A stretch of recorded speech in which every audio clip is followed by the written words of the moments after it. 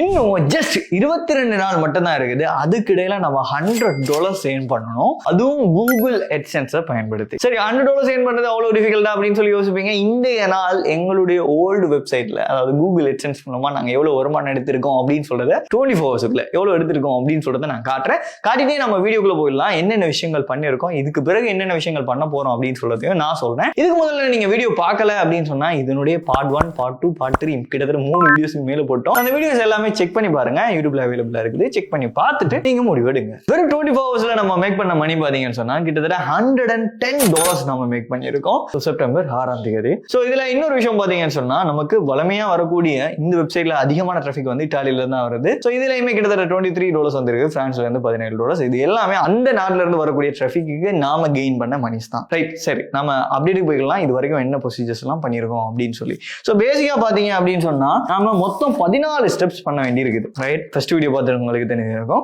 14 steps பண்ண வேண்டி இருக்குது. அதுல ஃபியூ ஸ்டெப்ஸ்ல முக்கியமான ஒரு ஸ்டெப்ஸ் தான் இந்த SEO அப்படின்னு சொல்ல விஷயம்.